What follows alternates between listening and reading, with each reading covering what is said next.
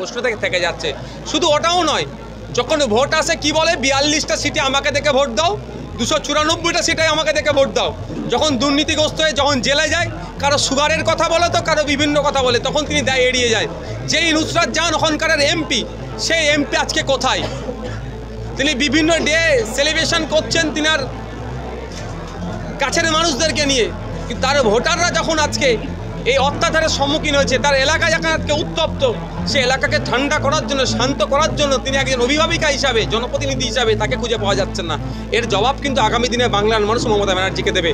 আর একটা বাংলার মানুষের উদ্দেশ্যে বলবো, এই মমতা ব্যানার্জির কথা শুনে আগামী 2000 এই যে জেনারেল ইলেকশন, লোকসভা ইলেকশনে ভোট দেবেন না। কারণ যাদেরকে আপনারা ভোট দিয়ে জেতাচ্ছেন, যখন আপনারা সমস্যায় পড়ছেন, আপনাদের জনপ্রতিনিধিদেরকে আপনারা পাচ্ছেন না কাছে।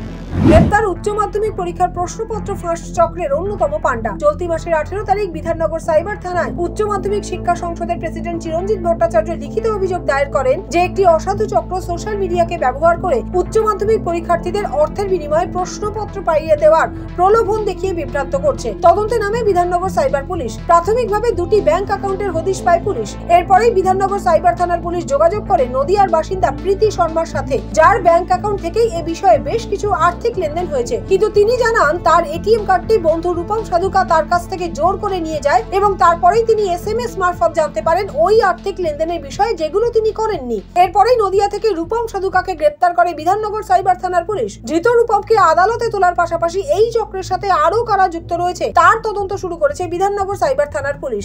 বৃহস্পতিবার 7 সকালে ট্রাকের চাকায় প্রাণ গেল বছর 70-এর এক বৃদ্ধের।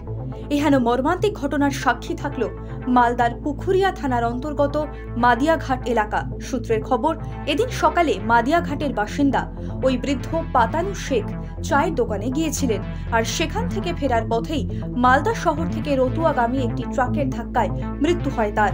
খবর পেয়ে ঘটনাস্থলে পৌঁছয় পুলিশ এবং ঘাতক ট্রাকটিকে পাকড়াও করে। তবে এখনো পর্যন্ত পলাতক ঘাতক গাড়ির চালক। ইতিমধ্যেই মৃত বৃদ্ধের দেহ উদ্ধার করে নিজেদের হেফাজতে নেয় পুলিশ।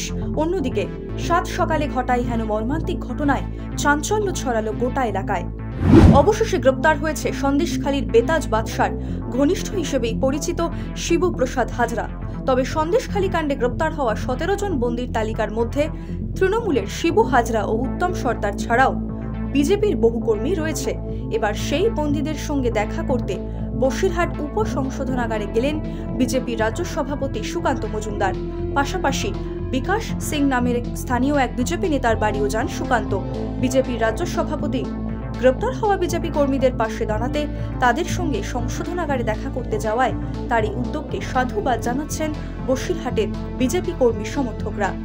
রহস্যজনকভাবে এক ব্যক্তির দেহ উদ্ধারের ঘটনাকে কেন্দ্র করে তীব্র চাঞ্চল্য ছড়ালো নৈহাটির বৈষ্ণবপাড়া অঞ্চলে। সূত্রের খবর, বৃহস্পতিবার ভোরে নৈহাটি পৌরসভার 7 নম্বর ওয়ার্ডের গৌরীপুর বৈষ্ণবপাড়া অঞ্চলের একটি পুকুরের ধার থেকে উদ্ধার হয় বছর 65-র এক ব্যক্তির মৃতদেহ। মৃতের নাম হীরা চৌধুরী। পেশায় রিক্সা চালক ওই ব্যক্তি মূলত রাতের বেলাতেই রিক্সা চালাতো। অন্যান্য দিনের মতো বুধবার রাতের বেলায় তিনি রিক্সা নিয়ে বেরিয়ে পড়েন রুটি রুজির টানে, কিন্তু তারপর থেকে তার আর কোনো খোঁজ পাওয়া যায়নি। বৃহস্পতিবার ভোরে বাড়ির অদূরে পুকুরের ধারে তার দেহ পড়ে থাকতে দেখেন স্থানীয় বাসিন্দারা। আর এই খবর জানতে পেরে ঘটনাস্থলে ছুটে যান পরিবারের সদস্যরা। খবর পেয়ে ঘটনাস্থলে পৌঁছে মৃতদেহটি উদ্ধার করে নিয়ে যায় নৈহাটি থানার পুলিশ।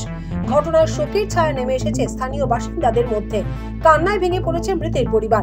দেহটি ময়না তদন্তে পাঠানোর পাশাপাশি ওই ব্যক্তির মৃত্যুর সঠিক কারণ জানতে তদন্তে নেমেছে নৈহাটি থানার পুলিশ। লাগাতার বোমা উদ্ধারের ঘটনা অব্যাহত মুর্শিদাবাদ জেলায়। বৃহস্পতিবার আবারও প্রচুর বোমা উদ্ধারের ঘটনা ঘটল মুর্শিদাবাদের বেলডাঙ্গায়। জানা গেছে, বেলডাঙ্গা থানার দয়ানগর এলাকায় একটি পুকুর পাড়ে বস্তায় মোড়া অবস্থায় প্রায় 25টি বোমা উদ্ধার হয়। আর একসঙ্গে এতগুলো বোমা উদ্ধারের ঘটনায় তীব্র আতঙ্ক ছড়িয়ে পড়ে ওই এলাকার বাসিন্দাদের মধ্যে। বেশ কয়েকদিন ধরেই বস্তায় মোড়া অবস্থায় কিছু একটা পড়ে থাকতে দেখেন স্থানীয় বাসিন্দারা। সন্দেহ হওয়ায় এদিন এলাকাবাসী পুলিশে খবর দিলে ঘটনাস্থলে পৌঁছে বস্তাটিকে উদ্ধার করে বেলডাঙ্গা থানার পুলিশ। পরে বস্তা খুলে দেখা যায় জারের মধ্যে অনেকগুলি সকেট বোমা রয়েছে। কোনো রকম অপ্রীতিকর ঘটনা এড়াতে বোমাগুলিকে ঘিরে পুলিশ মোতায়েন করা হয়েছে। খবর দেওয়া হয়েছে বম্ব স্কোয়াডে। এতগুলো বোমা কে বা কারা কি উদ্দেশ্যে ওই স্থানে রেখে গিয়েছে, এগুলো কোথা থেকেই বা আনা হয়েছে, তার খোঁজ চালাচ্ছে বেলডাঙ্গা থানার পুলিশ। গাড়ি থেকে বিপুল পরিমাণ বিদেশি মদ উদ্ধার, ঘটনায় গ্রেপ্তার গাড়ির চালক। ঘটনাস্থল উত্তর দিনাজপুর জেলার রামপুর। সূত্রের খবর, বুধবার রাতে উত্তর দিনাজপুর জেলার চাকুলিয়া থানার রামপুর এলাকায় পুলিশি নাকা চেকিং চালানোর সময় সন্দেহভাজন একটি বোলেরো গাড়িতে তল্লাশি চালালে উদ্ধার হয় বিপুল পরিমাণ বিদেশি মদ, যার আনুমানিক বাজার মূল্য প্রায় 4 লক্ষ টাকা। উদ্ধার হওয়া বিদেশি মদের বোতল বাজেয়াপ্ত করবার পাশাপাশি ওই গাড়ির চালককে গ্রেপ্তার করেছে পুলিশ। গাড়ি ভর্তি মদগুলি বিহারে পাচারের উদ্দেশ্যে নিয়ে যাওয়া হচ্ছিল বলে প্রাথমিকভাবে জানতে পেরেছে পুলিশ। ধৃতকে ইসলামপুর মহকুমা আদালতে তোলার পাশাপাশি এ ধরনের পাচার চক্রে আরও কারা জড়িত রয়েছে তার তদন্ত শুরু করেছে পুলিশ। উত্তর দিনাজপুর থেকে রেখা রায়, 7 AVEC নিউজ নেটওয়ার্ক। জয় হিন্দ। আরও বিভিন্ন খবরের আপডেট জানতে হলে অবশ্যই সাবস্ক্রাইব করুন 7 AVEC নিউজ নেটওয়ার্ক চ্যানেলটি, কারণ আপনাদের একটা সাবস্ক্রিপশন আমাদের কাছে অত্যন্ত মূল্যবান। জয় হিন্দ।